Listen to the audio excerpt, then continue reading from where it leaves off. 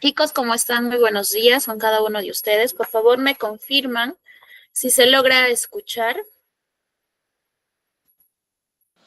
Mis buenos días, yo sí le escucho. Hola, hola, ¿cómo están? Buenos días. Muy bien, chicos. A ver, vamos a seguir admitiendo a sus compañeros. Por ahí tal vez recién se está enlazando, ¿ya?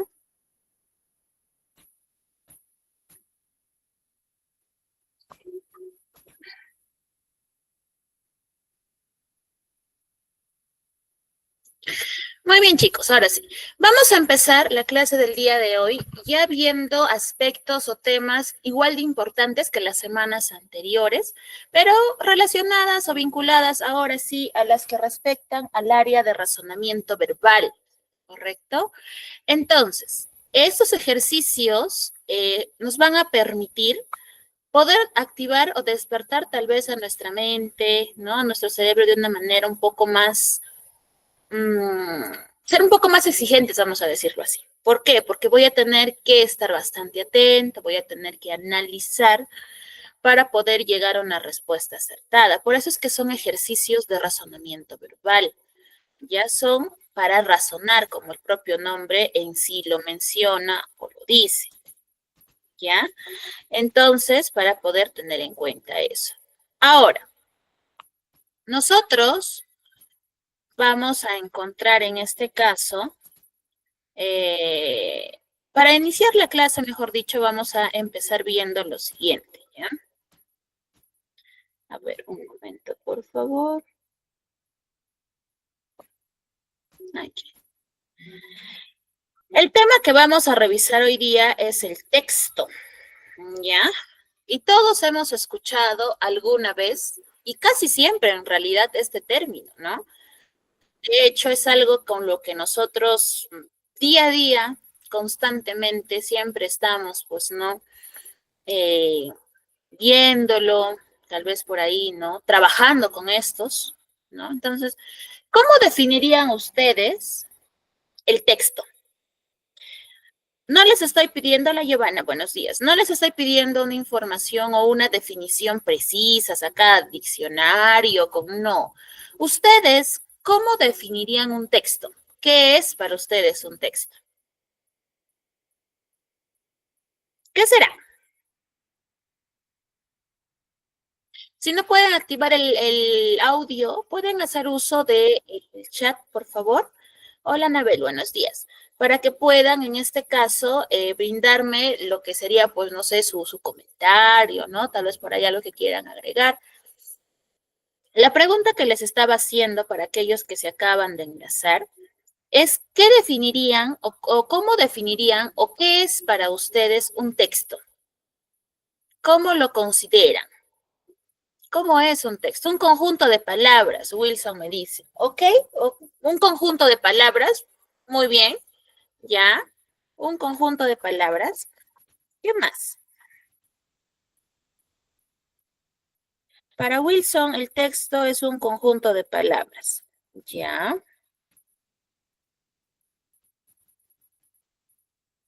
¿Qué más? Para los demás, ¿qué es el texto, chicos? ¿Cómo lo definirían? Porque hay que entender, como les decía, que nosotros en sí diariamente estamos enfrentándonos o estamos expuestos a trabajar con textos, ¿no? Entonces, nosotros tenemos una secuencia bastante marcada, ¿no? Entonces, cuando nosotros aprendemos a hablar, aprendemos a leer, aprendemos a escribir, pasamos por un proceso, ¿no? Es una composición ordenada, me dice Nélida. Y Elizabeth, es un conjunto de palabras para contar una historia, ¿ok? Ya. A ver, vamos aquí, ¿ya? Un momento, Nélida, ok. Y también Elizabeth. Bien, como les decía, ¿no? Y vamos a tomar lo que sus compañeros justo nos están mencionando. Nosotros, o lo que les decía, ¿no? Nosotros pasamos por un proceso para poder aprender a leer y a escribir. Dentro de ese proceso aprendemos vocales, aprendemos sílabas, ¿no? O perdón, antes de las sílabas también tenemos que conocer a las consonantes, ¿no? El abecedario completo ya. Luego conocemos o formamos sílabas, luego podemos formar palabras, ¿no? Hola Fanny, buenos días. No te preocupes, Fanny. ¿Ya? Después de formar palabras, podemos empezar a formar pequeñas oraciones, ¿no? Por ahí, si recordamos nuestra etapa inicial, podemos empezar a recordar que empezamos por oraciones bastante básicas y sencillas, porque obviamente corresponden a la edad, que luego, cuando vamos creciendo, se van haciendo un poco más formales, ¿no? Un poco más extensas. Entonces, ya formé oraciones, ahora sí puedo formar párrafos, ¿no?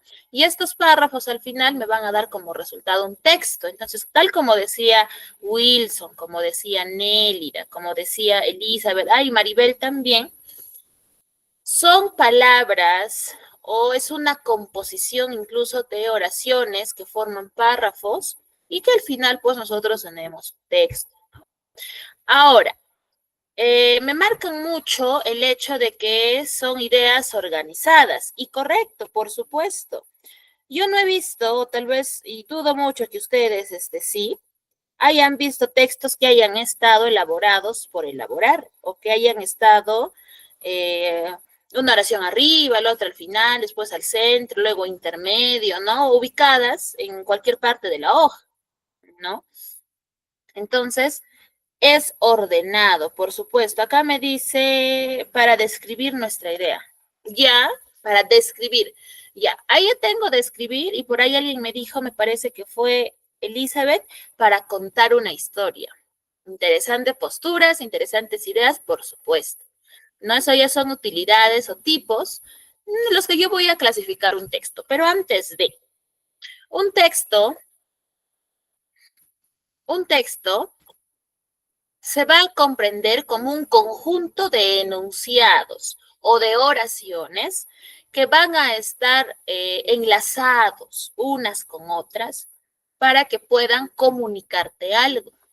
Cuando yo leo el periódico, por ejemplo, profesora, ya no leo yo periódicos ni los compro, está bien, pero por ahí tal vez alguien suele estar informado a través de las redes sociales, ¿no? Y también ahí hay un texto, aunque digital, pero hay un texto ahí.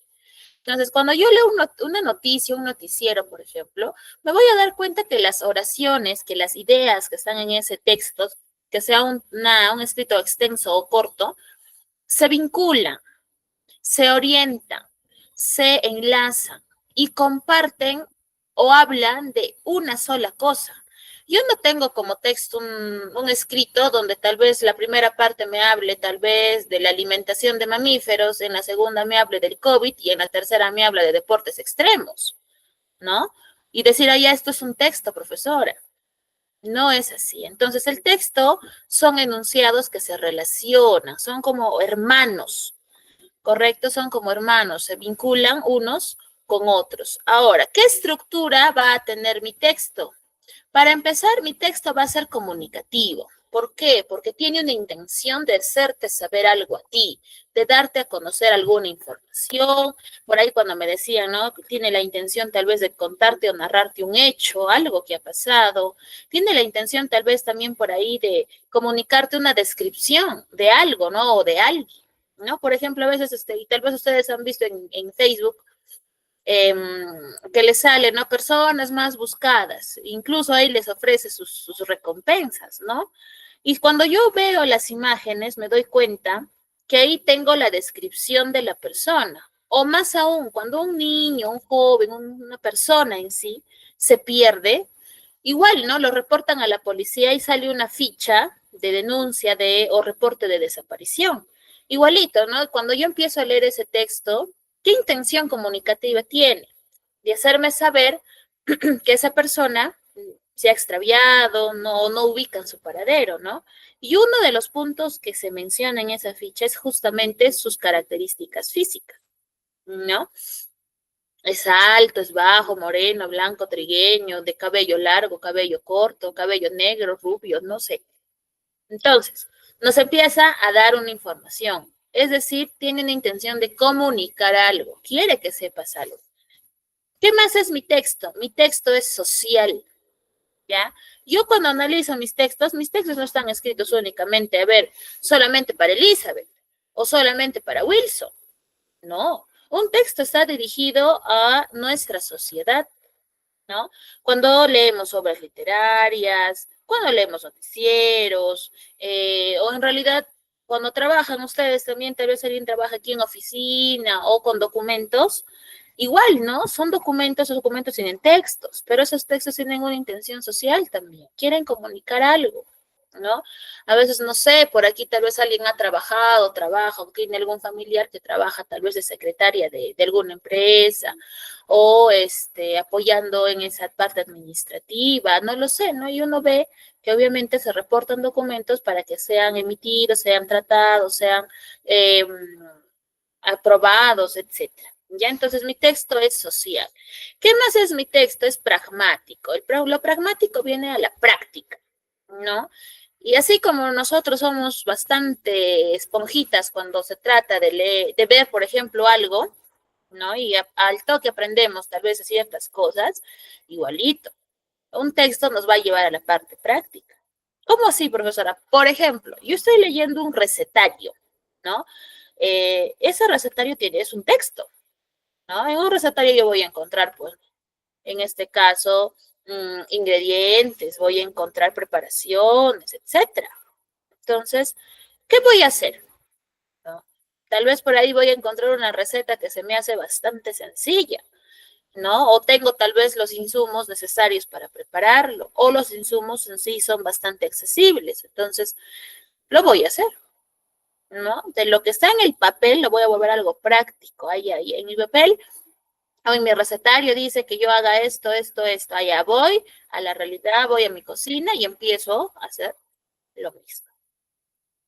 ¿Correcto? Entonces, para tener en cuenta eso, ¿ya? Hay que revisar eso. Entonces, el texto tiene esas tres intenciones, esas tres estructuras. Es comunicativa, es social y es pragmática. ¿Correcto? Ahora, vamos aquí. Cuando nosotros hablamos de texto, nos vamos a enfrentar a diferentes tipos. Entre esos muchos tipos y entre esos diferentes textos que yo vaya a leer, siempre voy a encontrar preguntas. Siempre. ¿Ya? Esas preguntas llamadas también preguntas de comprensión, que van a intentar o van a buscar verificar qué tan atento he estado yo a la lectura que he realizado. A veces ha pasado, y no sé si a ustedes, y yo creo que sí, que en algún momento están leyendo algo y parece que la mente se pierde. Ya, hola Nali, ¿cómo estás? No te preocupes, hija. La mente se va a otro lado, no estás afanado leyendo un texto, el que fuese, pero de un momento a otro parece que tu cerebro se desconecta. Y cuando regresa, tú reaccionas y dices, ¿qué leí? No lo entendiste, ¿no? Y una de dos, o regresan y leen hasta la parte que, bueno, pues ustedes no recuerdan o ni siquiera han entendido lo que han leído, u otros, ¿qué hacen? Lo voltean la hoja, ¿no? Y continúan leyendo. Y bueno, igual, no importa, y voltea, ¿no? Y sí importa, porque tal vez esa parte que tú no has leído es una parte importante que te va a ayudar a entender lo que viene después, ¿no? Pero a veces ya no lo leemos, ¿no? Es como que, ya, ¿para qué? Y continúo. Entonces, ¿qué preguntas de comprensión yo voy a manejar? Yo voy a usar y yo debo saber o debo reconocer. Para empezar, vamos a ir como escalones, tal como pueden ver en la pantalla, de escalera en escalera, ¿ya? Para ir entendiéndolo, para ir analizándolo, para ir conociendo esto. Mi primer escalón y el más sencillo es el nivel literal. El nivel literal es básicamente cuando yo o a mí me van a hacer preguntas donde la respuesta está en el mismo texto. Es una cuestión de haber leído bien o volver a releer el texto para poder, en este caso, ubicar esa respuesta, ¿no? Es como si yo les dijese, a ver, todos creo en algún momento hemos leído el cuento de la Caperucita Roja, ¿no? Todos. Entonces, por ahí mi pregunta me dirá, ¿quién mandó a la Caperucita por el camino más corto, entre comillas? Les pregunto, esa pregunta tendré yo que analizarla, tendré que decir, a ver, ¿quién habrá sido? Ponerme a pensar, o la respuesta está directa y de manera explícita en mi texto. Es un texto bastante sencillo, creo que la mayoría lo hemos escuchado, tal vez lo seguimos contando, ¿no? O por ahí, ¿no? Mi pregunta me dice, ¿de qué color era la capa de la niña? ¿No? Preguntas, profesora, súper sencillas, por supuesto, ¿no? Porque por ahí alguien me va a decir, profesora, la respuesta es rojo. Pero no hubo necesidad de que yo me ponga a pensar, que me ponga a analizar, que me ponga a recapitular. Únicamente prima bastante el hecho de saber o haber leído con atención. Entonces, el nivel literal justamente es eso, es el nivel, vamos a decir, más fácil, ¿ya? Sin embargo, aquí en el Perú, muchos de nosotros, o casi en sí la mayoría, suele quedarse en ese nivel, porque incluso, pese a ser bastante sencillo, algunos pues no se les hace así, ¿no? Leen y leen y leen y pese a que la respuesta está ahí, no la ubican. Tal vez ustedes también presentan ese tipo de situación, ¿no? Profesor, ¿eso no tiene arreglo? Por supuesto que lo tiene. El arreglo es estar leyendo constantemente, es leer. Profesor, a mí no me gusta leer. No sé, no tengo tiempo. Trabajo desde muy temprano hasta la noche. Profesora, llego a mi casa cansado y lo único que quiero es dormir, ¿no? Tal vez la situación de muchos. Y es comprensible. La mente y el cuerpo trabajan todo el día y merecen descansar, ¿correcto? Pero en este caso siempre hay que darnos un espacio, por lo menos de 5 minutos, de realizar una lectura corta, ¿no? Yo no les digo, a ver, pónganse a leer un libro de 300 hojas. Pero leer un rato, por lo menos, cuando ustedes se despiertan, aunque sea, no sé, por ahí tal vez tienen un librito pequeño, o tal vez a algunos les gusta leer la Biblia, ¿no? Entonces, darse esos 5 o 10 minutos en la mañana cuando despiertan para poder realizar esa lectura, ¿no? ¿Por qué les digo cuando se despiertan y no cuando van a descansar? Porque ahí hay otro problema. Y si por ahí ustedes lo han estado replicando tal vez con sus hijos, con algún familiar, les adelanto esto porque, o les voy a decir esto para que puedan ver ustedes también cómo es que se da ese hecho de, ay, no, profesor, a mí no me gusta leer. Y tal vez ustedes lo han escuchado también en sus menores hijos, ¿no? En sus jóvenes hijos también. ¿Y es por qué? Porque la lectura lo están tomando como un tema de, ah, ya, yo leo para que me genere sueño y así poder dormir más rápido, ¿no? Y un texto o un libro no debería ser tomado de esa forma. ¿Por qué les digo que deben darse el tiempo de leer 5 o 10 minutos por la mañana cuando despiertan? Porque es ahí donde el cerebro está fresco, donde el cerebro ya descansó y está listo y preparado tal vez para otra nueva jornada. Entonces, cuando ese cerebro está fresco, recién ha despertado a la vida nuevamente, puedo yo utilizar una lectura y también ir nutriendo mis conocimientos, ir nutriendo mi bagaje léxico. ¿Ya? Tal vez por ahí aprendo una nueva palabra, porque pasa, y es así, es un beneficio que nos da la lectura. Entonces, ya leí, ya bueno, pues me voy, trabajo, hago las cosas que tengo que hacer, ¿ya? Pero no va a pasar lo mismo cuando yo llego cansado del trabajo en la noche, lo único que quiero es dormir y agarro un libro. Entonces ahí ya estoy tomando mi lectura no como algo provechoso o que me va a dar beneficios, al contrario, yo lo estoy tomando más bien como una especie de somnífero. ¿No? Ya voy a leer para dormirme, ¿no? Y no se trata de eso. Es por eso que ya, incluso pues desde chiquitos a veces crecen así, o crecemos tal vez también, y ya cuando grandes, pues seguimos con esa misma línea de pensamiento y a veces pues no, es como que, ay, a mí no me gusta leer, ¿no? Entonces, hay que tener en cuenta eso. Bien, volviendo. Nivel literal, entonces, es la información directa, la información concisa, la información que yo analizo y la encuentro. Nivel inferencial, vamos a subir al siguiente escalón. El nivel inferencial es aquel tipo, o vamos a encontrar aquellas preguntas donde van a requerir un poco de análisis, ¿ya? Pero las pistas, porque va a haber pistas que me van a ayudar a mí a poder llegar a una respuesta, van a estar en el mismo texto. Entonces, en el nivel inferencial voy a realizar inferencias. ¿Qué es inferencias, profesora? Es llegar a una respuesta a través de huellas. Por ejemplo, ¿no? Yo veo a través de mi ventana y yo veo a muchas personas pasar con gorros, con chalinas, con abrigos y con guantes. ¿Por qué creen ustedes que la mayoría de personas están pasando vestidas de esa manera? ¿Por qué creen? ¿Los escucho? ¿Por el clima? Por el frío, maestra. Por el frío, por supuesto. Pero ¿qué hizo que ustedes digan, ah, ya no, profesores, que afuera debe estar haciendo frío? ¿Por qué? ¿Qué han observado? ¿La vestimenta de la gente? Obrigada, profesora. Muy bien, Joseph. Claro.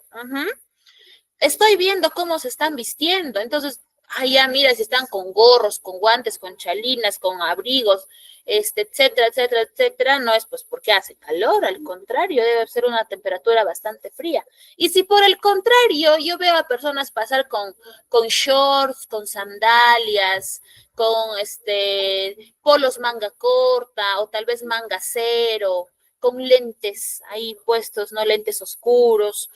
¿Qué supongo yo? ¿Qué está pasando afuera? Que hace demasiado calor, profesora. Correcto, que hace calor, ¿no? Si yo comparo esos dos ejemplos, bueno, en lo que ambos delata, en este caso, el hecho de decir, profesor, hace calor o hace frío, es justamente la vestimenta que están vistiendo, ¿no? Eso es inferir. Nadie te está diciendo hace calor ni hace frío. Simplemente estás observando pistas. ¿Y qué es observar pistas? En este caso o en esos ejemplos, justamente ver la vestimenta de las personas para poder llegar a esa conclusión. ¿Correcto? Entonces, igualito en un texto. En un texto yo voy a encontrar pistas, voy a encontrar huellas que me van a ayudar en este caso a poder llegar a una respuesta. Entonces, para ese tipo de nivel tengo que ser un poco más analítico, tengo que ser un poco más atento para de esa manera poder desarrollar.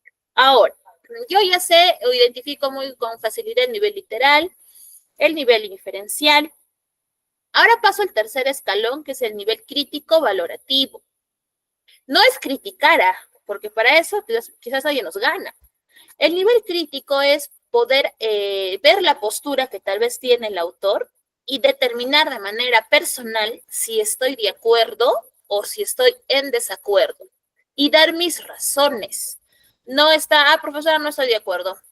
Punto. No, hay que argumentar. ¿Por qué?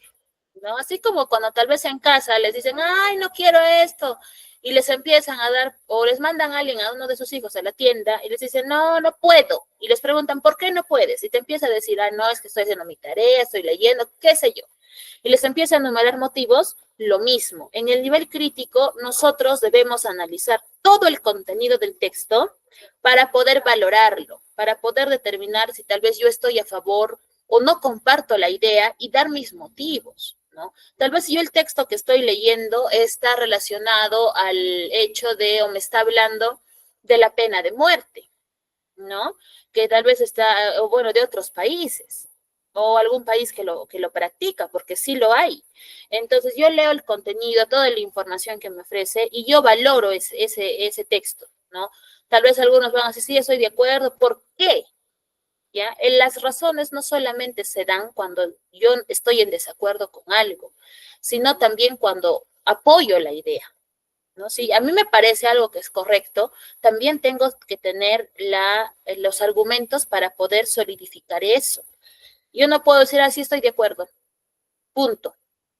Siempre hay que acostumbrarnos a dar razones, pero razones que sean pues sólidas, ¿no? Razones que quien las escuche no diga, pues, ay, no, esas razones no.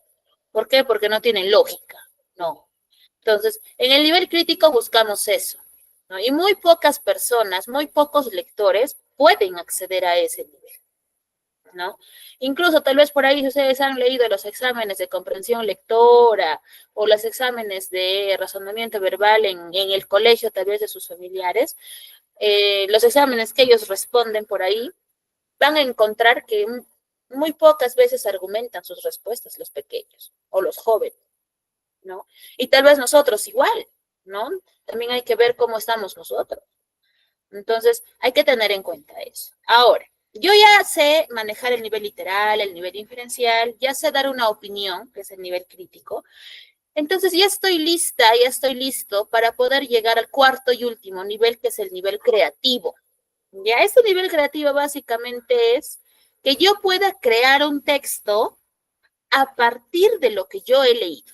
Si yo he leído y he comprendido bien mi texto, puedo crear un texto tal vez con rasgos similares, con rasgos parecidos, o tal vez del mismo tema o del mismo asunto del texto inicial.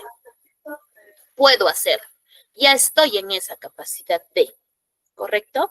Entonces, una cosa es leer y otra muy distinta es comprender, ¿ya? Muchos y todos aquí sabemos leer, todos, pero muy pocos tal vez podemos comprender un texto. Y ahí está el tema de razonar, ¿no? Y donde yo cotejo, verifico que yo sí he entendido o no he entendido mi lectura, cuando me toca resolver preguntas de comprensión. Si me cuesta desarrollarlo, si no lo leo y no puedo, no sé, no hay respuesta, es porque yo no he leído a cabalidad mi texto. Tal vez estaba pensando en qué voy a almorzar o qué voy a hacer en la tarde, pero no ha estado mi atención en mi lectura. Entonces, el texto tiene estos 3 niveles de comprensión, ¿ya? ¿Qué más debemos de saber? Mire, tengo aquí un texto, ¿ya? Por ahí vamos en este caso. ¿Alguien me puede ayudar a leerlo, por favor? Aldair, ok, Aldair, te escuchamos. Buenos días con todos, compañeros. Todo empezó por una simple cosecha de remolacha, cuando en el año 1854 el científico francés Louis Pasteur investigó los problemas de la fermentación alcohólica generada en la industria la transformación de remolacha en azúcar. Demostró que la fermentación se debía al desarrollo de un microorganismo que flota en el aire como vehículo, hasta que da con el medio donde afincarse y reproducirse. De ahí que el científico ideó unos ingeniosos procesos de esterilización que se conoce con el nombre de pasteurización. Los esfuerzos de Pasteur se encaminaron entonces hacia el campo de la bacteriología. Así, sentó las bases de la medicina moderna y descubrió agentes microbianos causantes de las enfermedades infecciosas. Propuso además que los cirujanos esterilizaran sus instrumentos por medio del calor, para evitar proliferación de gérmenes en los quirófanos. Todas sus iniciativas en este sentido, junto con la magnitud de su descubrimiento, contribuyeron decisivamente a mejorar la esperanza de vida del hombre, que se mantiene alrededor de los 70 años. Muy bien, gracias, Aldair. Miren, vamos a analizar ese texto. Tal como ustedes pueden observar, incluso en la lectura, vemos que ya está de alguna forma u otra resaltado de un color distinto. ¿Por qué?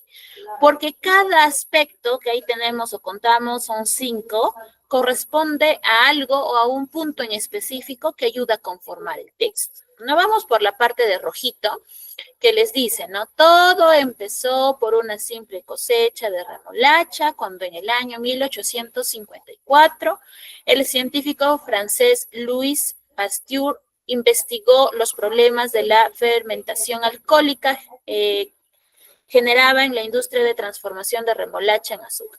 Mire, esa primera oración me está hablando prácticamente, cuando me dice todo empezó, entonces me está hablando de un inicio, ¿no? De su punto de origen, ¿no? En esa primera oración yo veo el origen, ¿no? De todo mi texto, ¿cómo es que empieza esto? Su punto de partida, su origen. ¿Listo? En la segunda oración dice, demostró que la fermentación se debía al desarrollo de un microorganismo que flota en el aire como vehículo, etc. ¿Qué aspecto está tratando ahí? ¿Qué punto está tocando en esa segunda oración? Me habla, demostró que la fermentación se debía y etcétera. Allá, mi clave es la primera palabra que tengo ahí. ¿Qué es o me habla de un proceso demostrativo? ¿Listo? Ahora, en la segunda o en la tercera, ya en este caso, dice, de ahí que el científico ideó unos ingeniosos procesos de esterilización que se conocen con el nombre de pasteurización. ¿Ya? ¿Qué punto está tocando aquí? Sobre los aspectos experimentales que ha conllevado todo este proceso que vamos viendo hasta ahora. ¿Ya? Ahora, en la cuarta. ¿Ya? En la cuarta, ¿qué será? Así sentó las bases de la medicina moderna y descubrió agentes microbianos causantes de las enfermedades infecciosas. Propuso además que los cirujanos, etcétera, etcétera, etcétera. ¿Qué está en este caso? ¿A qué se vincula? ¿A qué aspecto? ¿A qué punto? ¿Alguien? Tal vez por ahí. Da una recomendación, profesora. En la que está de negrita, sí sentó las bases de la medicina moderna y descubrió agentes microbianos causantes de las enfermedades infecciosas. Propuso además que los cirujanos esterilizaran sus instrumentos por medio del calor para evitar la proliferación de gérmenes en los quirófanos. Ya, pero aquí también vamos a ver en este caso, ahí nos dice, descubrió agentes. Allá. Descubrimiento, pero no solamente me habla del descubrimiento, también, sino también me habla de la aplicación, ¿no? Entonces, ahí tenemos eso. Y en la última oración dice, todas sus iniciativas en ese sentido, junto con la magnitud de sus descubrimientos, contribuyeron decisivamente a mejorar la esperanza de vida del hombre que se mantiene alrededor de los 70 años. Ahí podemos encontrar entonces, ya para terminar mi texto, ¿no? Podemos encontrar un legado, ¿no? Lo que nos dejó este proceso. Entonces, cuando yo analizo un texto, me voy a dar cuenta que cada enunciado que está dentro de mi texto puede ser, como en este caso, oraciones o pueden ser párrafos, van a estar orientados también a un asunto, pero que van a seguir vinculados al mismo tema. Por ejemplo, cuando yo hablo del cáncer, ¿ya? Un texto que me hable del cáncer, por ahí tal vez voy a encontrar la definición, voy a encontrar los tipos, voy a encontrar los síntomas, voy a encontrar los tratamientos, ¿no? Pero al final todos esos puntos se vinculan al tema del cáncer. Yo no puedo encontrar ahí en mi párrafo uno que me hable, por ejemplo, de los tipos de alimentación, ¿no? O los tipos de frutas, porque lógicamente no guarda ningún lazo directo con cáncer, entonces, o con el tema o el asunto principal, ¿correcto? Ahora, vamos aquí. ¿Qué estructura tiene un texto? Al igual que nosotros observamos una pared, un texto también tiene una estructura. Hay elementos que lo componen y permiten o ayudan a que el texto tenga un sentido, ¿ya? Entonces, dentro de un texto nosotros debemos establecer esa relación, así como el ladrillo lo une el cemento, ladrillo con ladrillo, igualito. Yo debo buscar una relación entre uno y otro. ¿Qué tipo de relación pueden existir? Las que nos mencionan aquí. Pueden haber relaciones de causa-efecto, un texto que nos hable de un orden cronológico, que nos hablen de teorías, pero que también nos lo ejemplifiquen, textos que sean o nos hablen de algo muy general y luego vayan a algo muy particular, etc. ¿Listo? Miren, aquí yo tengo un texto. ¿Ya? A ver.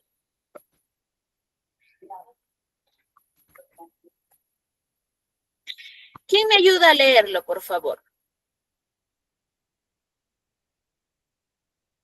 ¿Alguien? Solamente leerlo, chicos, nada más.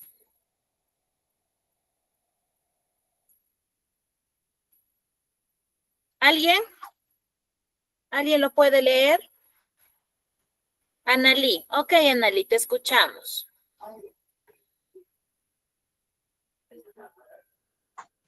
Dice, en Chihuahua, la provincia china, que fue devastada por el terremoto del 12 de mayo, hay una pregunta que aún flota en el silencio.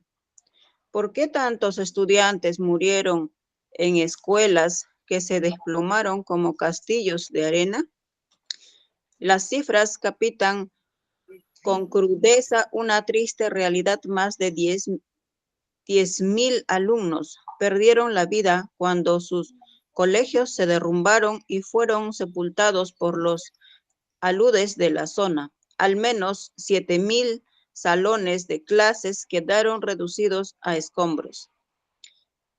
Para muchos expertos, el terremoto ha puesto en evidencia la mala calidad de ciertos tipos de escuelas construidas en la década de los 90. Para los padres de estos estudiantes, la tragedia ha sacado a la luz la corrupción o la negligencia de sus autoridades. Gracias, Annalí. Correcto. Miren, al igual que en el texto que habíamos analizado anteriormente, aquí también ya se ha separado por colores. ¿Ya? En la primera oración, ¿de qué nos está hablando? Todos en general. Nos dice, en Sichuan, la provincia china, que fue devastada por el terremoto del 12 de mayo, hay una pregunta que aún flota en el silencio. ¿Qué tenemos ahí? ¿Alguna idea? ¿Tenemos ahí un qué? ¿Origen? Un origen, ya. ¿Qué más?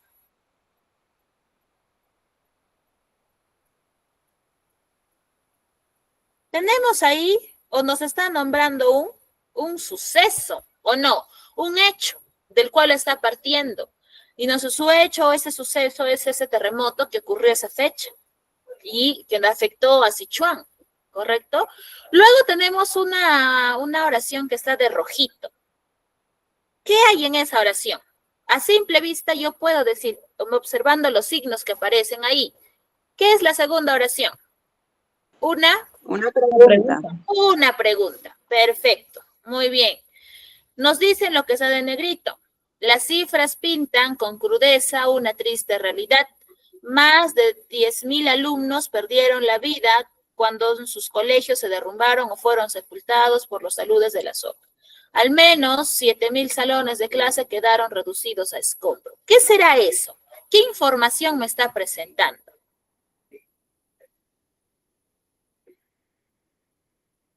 Una información de pérdidas, profesora. Esa pérdida es una tragedia. Imagínense ustedes, ahorita llega un terremoto al Perú y Dios mío, todo se cae, ahorita estamos tan tranquilos, empezamos a correr despavoridos, ¿no? Y luego en los noticieros empiezan a dar cifras de muertes. Entonces, eso es una tragedia que azotó o asoló en este caso a este lugar.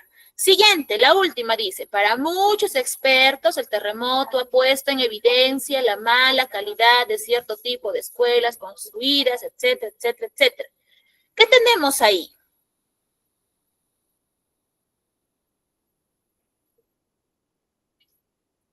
Una crítica, profesora. Una crítica, pero a estos les consta, están seguros porque tienen evidencia de que esto se debe a que esa estructura de las escuelas está mal construida o está mal hecha, o lo están suponiendo, dando una posible razón, un posible motivo a que haya pasado esto. Claro, es una suposición. Es una suposición, muy bien. Cuando nosotros hablamos de suposiciones, estamos estableciendo hipótesis. Ha pasado esto porque quizás, ¿no? Yo supongo que puede ser por tal motivo. Entonces, mire, en ese texto tengo suceso, pregunta, tengo tragedia, que es la parte que está en negrita, y al final se me presenta una hipótesis. Pero ojo, todos relacionados o me hablan de lo mismo. No hay ninguna oración ahí que me esté hablando de otra cosa diferente. ¿Ya? Vamos aquí. Esa estructura análoga. Miren, aquí yo tengo dos textos. ¿Listo? Tengo dos textos. Dice lo siguiente. ¿Ya? Primer texto. Antes que nos gane la hora, todavía tenemos tiempo. A ver. Ok, sí. ¿Quién me ayuda a leer el primer texto, por favor? El que está en el recuadro en negrita.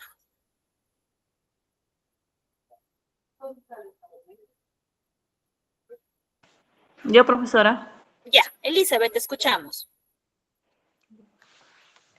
En abril del año pasado se dio a conocer al mundo a la Dama de los Cuatro Tupus, recuperada en el sitio arqueológico Áspero, ciudad pesquera de la civilización Caral.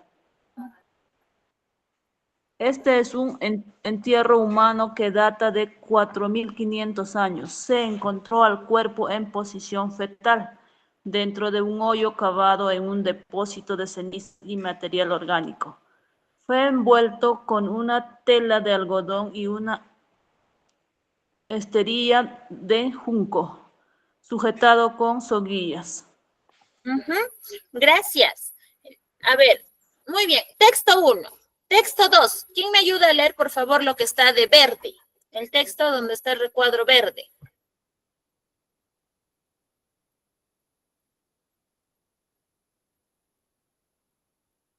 ¿Quién me ayuda a leer el texto, por favor, el que está en el recuadro verde?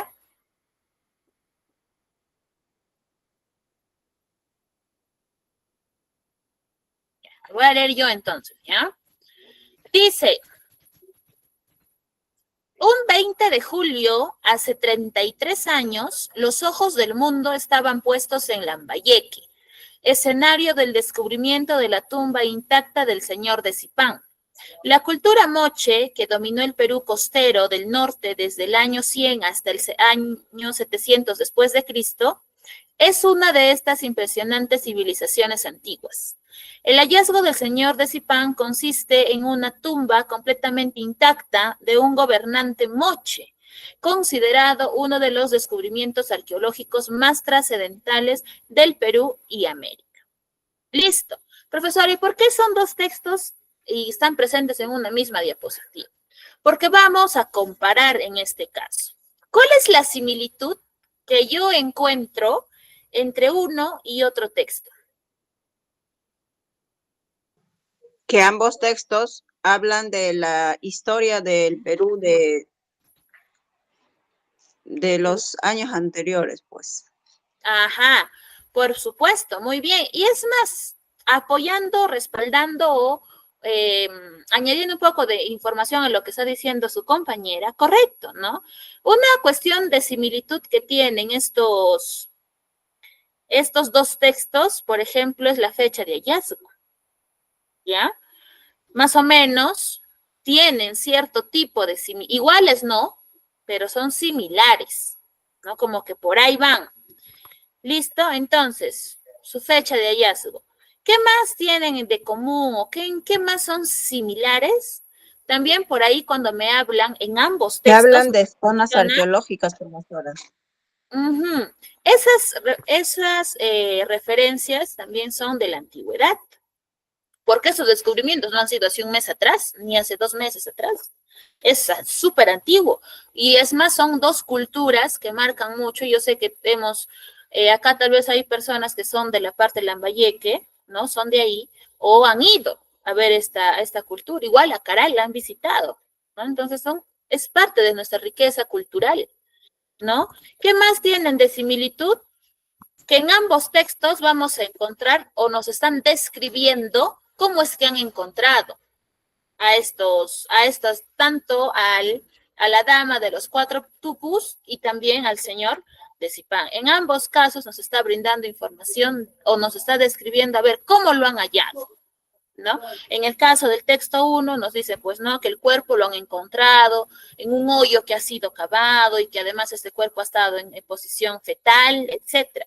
Y en el segundo texto nos describe que al señor de Zipán lo han encontrado que su tumba ha estado totalmente intacta, ¿no? No ha tenido ningún destrozo por ahí, nada, ha estado intacto, como si no hubiese pasado el tiempo, ¿no? Entonces, en ambos textos comparten eso, que para cada quien y cada cual nos está describiendo cómo es que han hallado este cuerpo, ¿no? Estos dos descubrimientos como tal. Entonces, cuando yo trabajo textos, debo tener en cuenta ello. ¿Ya?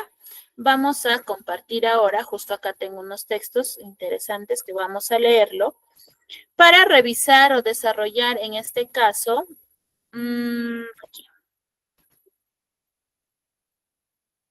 Aquí.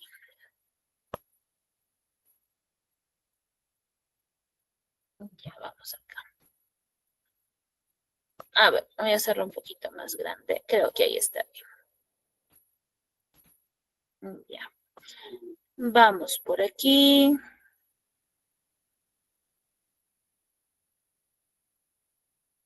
Ya. Texto 1, ¿ya?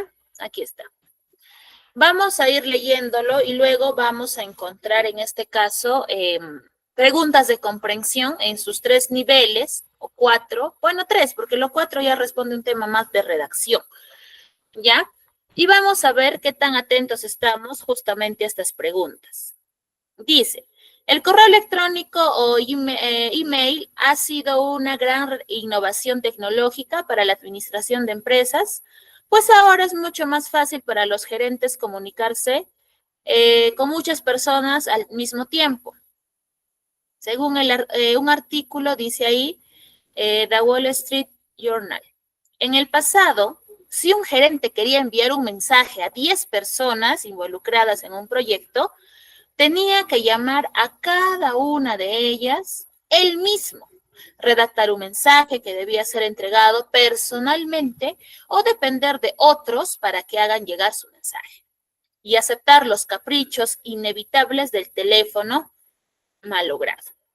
Con el correo electrónico se puede simplemente copiar a todos los contactos y ya está.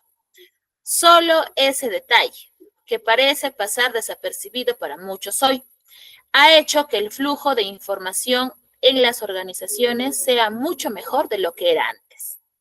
Pero hay 2 peligros que siempre se debe tener en cuenta al utilizar el correo electrónico. En primer lugar, los correos no son el mejor medio para transmitir tonos y matices de voz.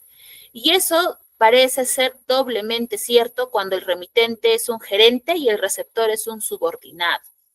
Las sugerencias formuladas en tono de broma pueden ser fácilmente confundidas por órdenes severas, mientras que las observaciones con un sentido de ironía a menudo se pueden interpretar como literales. Para evitar malos entendidos, sugerimos una regla simple.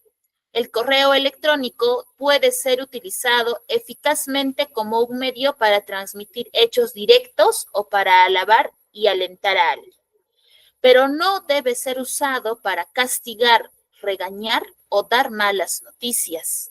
Si el mensaje que va a enviar es desalentador, lo mejor es entregarlo en persona.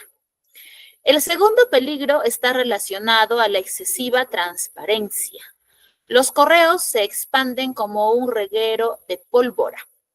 Todos conocemos las historias de personas que escribieron correos electrónicos criticando a alguien y luego, por equivocación, enviaron el correo a la persona que estaban criticando.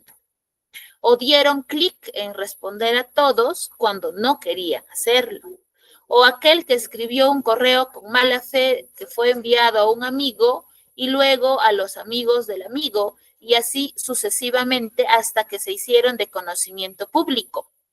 Muchos directivos han perdido sus puestos de trabajo por este tipo de incidentes involuntarios, incluyendo el exdirector general de Boeing Corp, Harry Stone Chipper, quien perdió su puesto cuando una serie de correos electrónicos de alto voltaje con una ejecutiva fueron reenviados a los miembros del mismo directorio.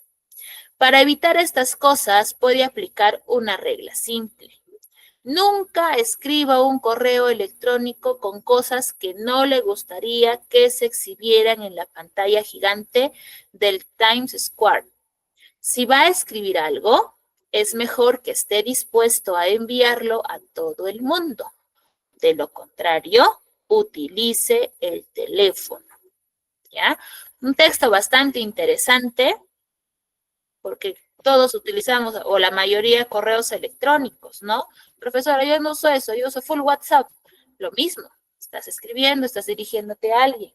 Y eso a veces puede, según el contenido, irse esparciendo.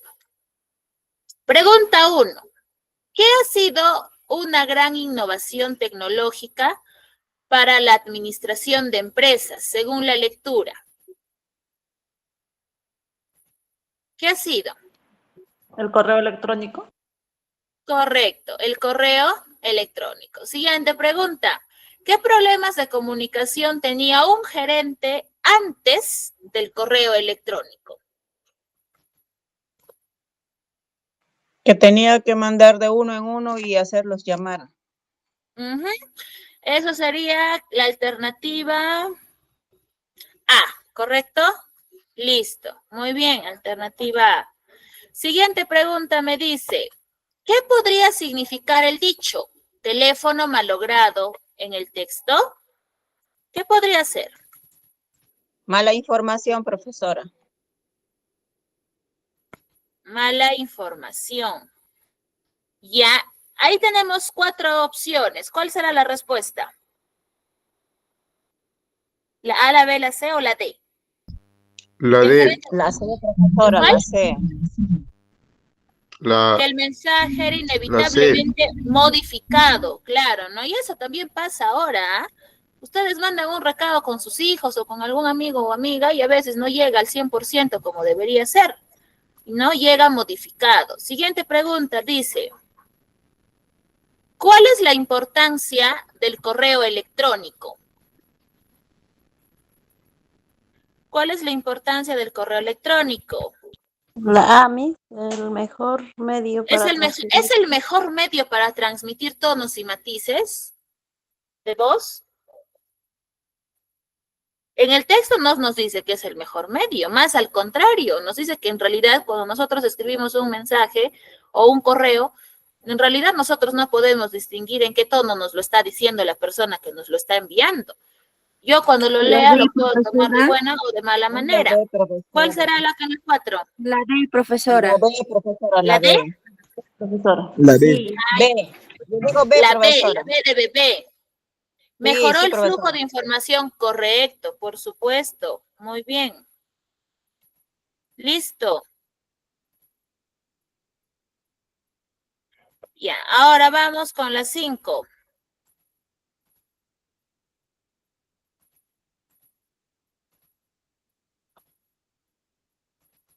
Ahí me pasé. Ya, ahí está. La 5.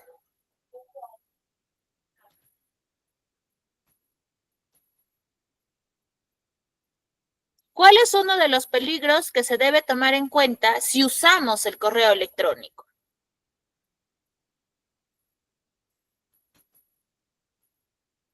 ¿Cuál será?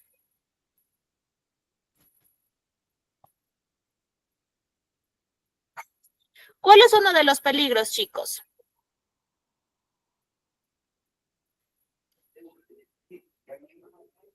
La C, profesora. ¿Su capacidad de expansión es limitada? ¿Eso es un peligro? No, no es limitada. No, limitada quiere decir que solamente admite una cierta cantidad, más no. Por ejemplo, 5. Más de 5, imposible. Y el correo no, el correo nos permite, ¿no? Un mismo mensaje, 40, 50, 100 personas uno puede enviar. La limitación está en la B, entonces, profesora. Impide que los líderes se comuniquen directamente con sus colaboradores. Por supuesto, ¿no? Tu gerente, de alguna forma u otra, el correo está impidiendo eso. Listo. Pregunta 6. ¿En cuál de las siguientes circunstancias no se debe usar el correo electrónico?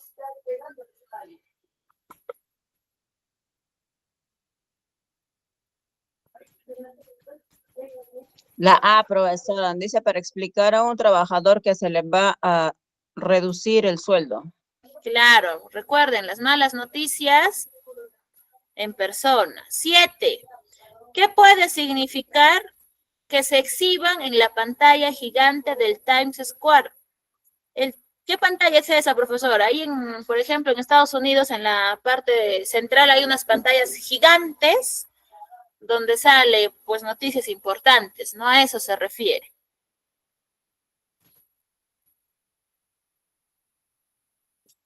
Y como está en la plaza, obviamente, pues, todos los que pasan por ahí lo van a ver. La C, La C. profesora. Claro, que el mensaje sería público y visible para listo. En la 8, al final del texto se da una recomendación. ¿Cuándo se debería usar el teléfono? ¿En qué situación? ¿En qué circunstancia?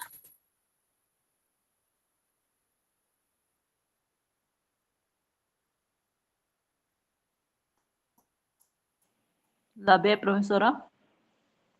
La D, cuando te da pereza escribir un correo electrónico. La D, No. La La A, B. profesora, cuando uno quiere dar un mensaje que no todo el mundo debería escuchar. Claro, algo personal. Yo solamente quiero que lo sepa Elizabeth.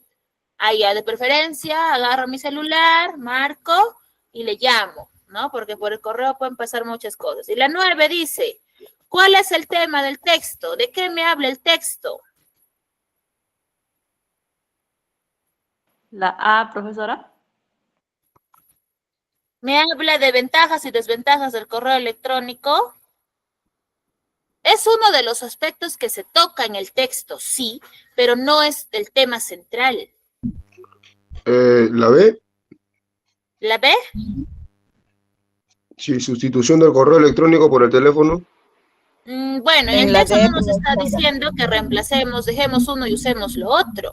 Nos habla en Es la D, realidad profesora. innovaciones tecnológicas en la administración de empresas, correcto. Entonces, chicos, cuando nosotros trabajamos textos, hay que tener en cuenta lo que son los criterios o los temas o subtemas, en este caso, que aborda el texto, para luego yo poder empezar a desarrollar las preguntas de comprensión que se me van a presentar. ¿Alguien tiene alguna duda o consulta, por favor? ¿Dudas, preguntas, consultas? No, profesora, en el caso de mío, yo comprendí todo. Ya. Muy bien, chicos. Si es así, cuídense mucho, por favor. Nos estamos viendo la siguiente semana. ¿Está bien? Cuídense, chicos. Hasta luego. Gracias, Igualmente, Miss. profesora, hasta luego.